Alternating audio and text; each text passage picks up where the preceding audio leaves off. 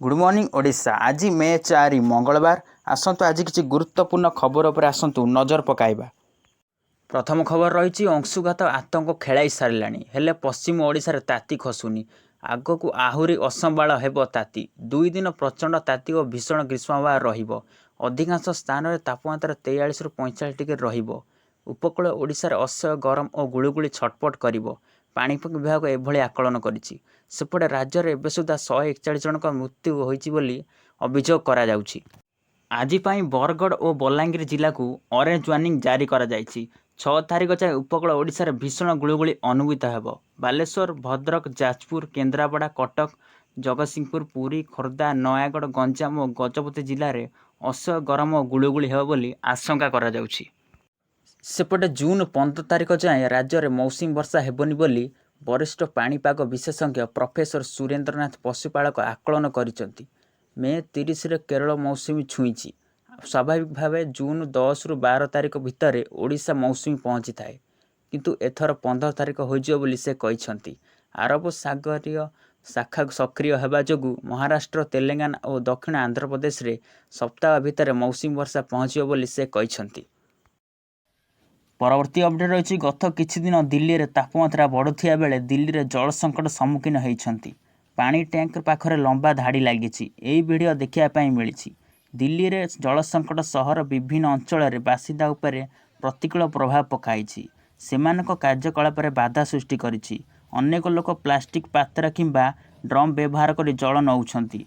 जल जोगाण को नहीं राजनैतिक विवाद देखा देइछि। मे 31 रे हिमाचल प्रदेश जोगाउथिबा अतिरिक्त जल को जातीय राजनीतिर मुक्त करने को हरियाणा सरकार को निर्देश देइछंती आम आदमी पार्टी सरकार सुप्रीम कोर्ट रे आवेदन करथिले। परवर्ती खबर रही प्रकाश पाइला ओजेई रिजल्ट। ओडिशा मिलित प्रवेशिका परीक्षा 2024 फलाफल प्रकाश पाइछि। परीक्षा प्रार्थी माने ओजेई वेबसाइट रे oj.nic.in को सेमानक रिजल्ट पाई परिबे।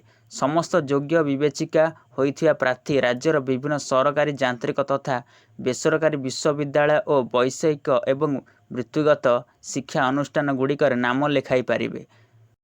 सूचना अनुसार चलित वर्ष मोट 65,742 जन परीक्षार्थी पंजीकृत होइथिले। सेमानक मध्यरु 65,047 जन परीक्षा देइथिले। एथिमध्यरु 56,000 परीक्षार्थी को निज निजर प्रदर्शन अनुसार सेमानक अनुरूप पाठ्यक्रम रे स्थान दिया जाइछि। परवर्ती अपडेट रही राज्य में कैबिनेट बैठक शेष होइछि। बीजेडी सरकार पंचम पाली रे बसिथिबा अंतिम बैठक शेष होइछि। एही बैठक रे कैबिनेट भंग सुपारिश प्रस्ताव उपरे बाजिछि मोहर। खबर अनुसार सोमवार दिन राज्य सरकार पक्षर बसिथिला एही शेष बैठक। लोकसभा भाव में मुख्यमंत्री अध्यक्षता बसिथिला। सूचना योग्य राज्य में शेष होइछि विधानसभा निर्वाचन। आज भोट गणति हेबो एवं यहाँ पर रिजल्ट मध्य प्रकाश पाइबो। एथिपाई भोट गणति केन्द्र रे सुरक्षा को कड़ाकड़ी करा जाइछि। परवर्ती अपडेट रही लोकसभा निर्वाचन पाई मुंबई ट्रैफिक पुलिस जून 4 अर्थात आज भारी जान उपर प्रतिबंधक लगाइछि। घरे गाँव रे धार्य होइथिबा भोट गणना पूर्वरु मुंबई ट्रैफिक पुलिस जानवाहन चलाचल तथा जनसाधारण को सुरक्षा को दृष्टि रखी गुरुत्वपूर्ण ट्रैफिक प्रतिबंधक घोषणा करिसेंति। एक ट्वीट अनुसार जून 4 सकाळ 6टा ରୁ संध्या 7टा मध्य शंकर साज्य एवं टोहिस चेक नाका मध्य प्राइवेट बस और भारी जान को बारण करा जाउछि। निर्वाचन संबंधी जान एवं कर्मचारी गतिविधि को सुगम रखा जाइछि।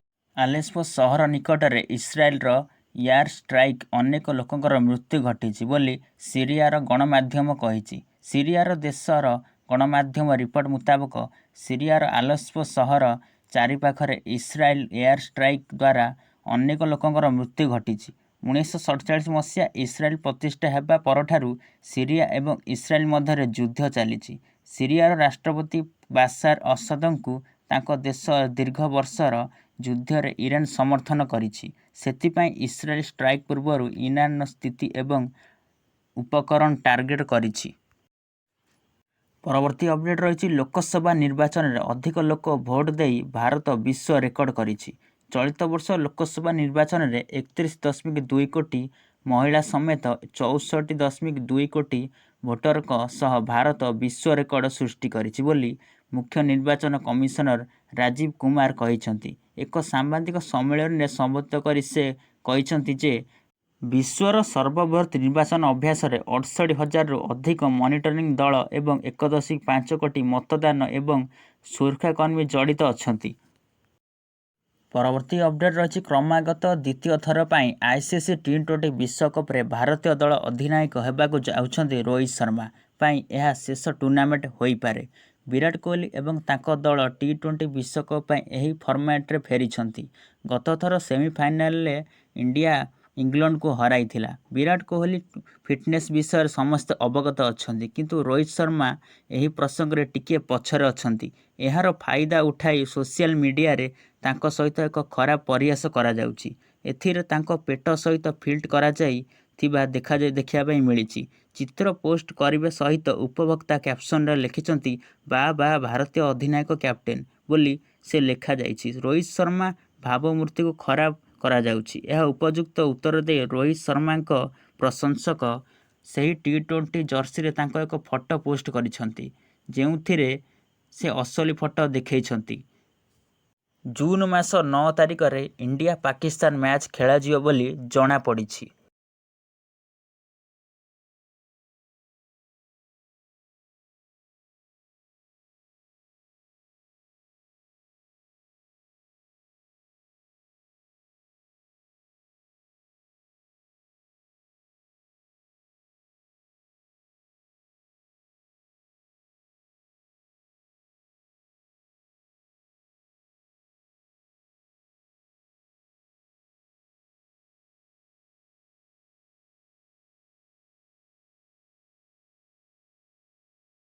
ତା ସହିତ ପ୍ରଭାବିତ ଅଞ୍ଚଳରେ ଡାକ୍ତରୀ ଦଳ ମଧ୍ୟ ନିୟୋଜିତ ହୋଇଛି। ବିଭିନ୍ନ ଜିଲ୍ଲାଠାରୁ ରାସ୍ତା, ବ୍ରିଜ୍, ଅନେକ ଧନ ସମ୍ପତ୍ତି କ୍ଷୟକ୍ଷତି ହୋଇଥିବାର ସୂଚନା ମିଳିଛି। ପରବର୍ତ୍ତୀ ଅପଡେଟ୍ ରହିଛି ଏଥର ପିଏମ୍ କିଷାନ ଯୋଜନାରେ 2,000 ନୁହେଁ, ଆସିବ 6,000 ଟଙ୍କା। ଜାଣନ୍ତୁ କ'ଣ କରିବାକୁ ପଡ଼ିବ। ସରକାର ଏଥର ପିଏମ୍ କିଷାନ 17ତମ କିସ୍ତି ଆସିବାକୁ ଯାଉଛି। ଏଥର ଆକାଉଣ୍ଟକୁ 6,000 ଆସିବ ବୋଲି ଜଣାପଡ଼ିଛି। ସରକାର ଦେଶର କୋଟି କୋଟି ଚାଷୀ 16ତମ କିସ୍ତିର ଲାଭ ପାଇସାରିଛନ୍ତି। ଏହି 16ତମ କିସ୍ତି ଫେବୃଆରୀ 28ରେ ଆସିଥିଲା। ଏଥର 17ତମ କିସ୍ତି ଜୁନ୍ 17 ପରେ ଆସିବାର ଖବର ମିଳିଛି, କିନ୍ତୁ ଏପର୍ଯ୍ୟନ୍ତ କୌଣସି ସରକାର ଘୋଷଣା କରିନାହାନ୍ତି। ଦେଶର କୃଷକମାନଙ୍କୁ ଆର୍ଥିକ ସହାୟତା ଯୋଗାଇବା ପାଇଁ କେନ୍ଦ୍ର ସରକାର କିଷାନ ସମ୍ମାନ ନିଧି ଯୋଜନା କାର୍ଯ୍ୟକାରୀ କରୁଛନ୍ତି। ଏହି ଯୋଜନା ଅଧୀନରେ କେନ୍ଦ୍ର ସରକାର ଦେଶର ଯୋଗ୍ୟ ଚାଷୀଙ୍କୁ 2,000 ଲେଖାଏଁ 3ଟି କିସ୍ତି ବାର୍ଷିକ 6,000 ଟଙ୍କା ପ୍ରଦାନ କରିବେ। ଯଦି ଆପଣ ଏହି ଯୋଜନାରେ ପରବର୍ତ୍ତୀ କିସ୍ତି ପାଇବାକୁ ଚାହୁଁଛନ୍ତି, ତାହେଲେ ଆପଣଙ୍କୁ KYC କରିବାକୁ ପଡ଼ିବ। ଯେଉଁମାନେ KYC କରିନାହାନ୍ତି ସେମାନେ ସେହିପରି କରିବା ଉଚିତ। ଏଥିପାଇଁ ସର୍ବପ୍ରଥମେ pmkisan.gov.in ଯୋଜନାରେ ଅଫିସିଆଲ ୱେବସାଇଟ୍ରେ ଯାଆନ୍ତୁ। ଏହାପରେ ଆପଣଙ୍କୁ eKYC ଅପସନ୍ ଉପରେ କ୍ଲିକ୍ କରିବାକୁ ପଡ଼ିବ। ତାପରେ ତୁମର 12 ଅଙ୍କ ବିଶିଷ୍ଟ ଆଧାର ନମ୍ବର ପ୍ରବେଶ କରିବାକୁ ପଡ଼ିବ। ତାପରେ ତୁମର ପଞ୍ଜୀକୃତ ମୋବାଇଲ ନମ୍ବର ଏକ OTP ପଠାଯିବ। ଏହାକୁ ଏଠାରେ ପ୍ରବେଶ କର। ଏହାପରେ ତୁମକୁ ଦାଖଲ ଉପରେ କ୍ଲିକ୍ କରିବାକୁ ପଡ଼ିବ। ଏହା କରିବା ପରେ ତୁମର eKYC ସଫଳତା ସହିତ ସମାପ୍ତ ହେବ। ଯଦି ଆପଣ ଏପର୍ଯ୍ୟନ୍ତ eKYC ସମାପ୍ତ କରିନାହାନ୍ତି, ତେବେ ଏହାକୁ ସମ୍ପୂର୍ଣ୍ଣ କରିବାକୁ ଆପଣଙ୍କର ନିକଟତମ CSC କେନ୍ଦ୍ର ପରିଦର୍ଶନ କରିବାକୁ ପଡ଼ିବ। ପରବର୍ତ୍ତୀ ଅପଡେଟ୍ ରହିଛି ଓଡ଼ିଶାରେ 2.5 କୋଟି ଭୋଟର ଦେଲେ ଭୋଟ। ମହିଳା 75.55% ଓ ପୁରୁଷ 63.37% ଭୋଟ ଦେଇଛନ୍ତି। ଆଜି ସକାଳ 8ଟାରୁ ଗଣତି ଆରମ୍ଭ ହେବ। 70 କାଉଣ୍ଟ ସେଣ୍ଟରରେ ଗଣତି ହେବ। 1,47,000 ପୋଷ୍ଟାଲ ବାଲଟ ସକାଳ 8ଟାରୁ ଗଣତି ଆରମ୍ଭ ହେବ ବୋଲି ରାଜ୍ୟ ମୁଖ୍ୟ ନିର୍ବାଚନ ଅଧିକାରୀ ନିକୁଞ୍ଜ ବିହାରୀ ଧଳ ସୂଚନା ଦେଇଛନ୍ତି।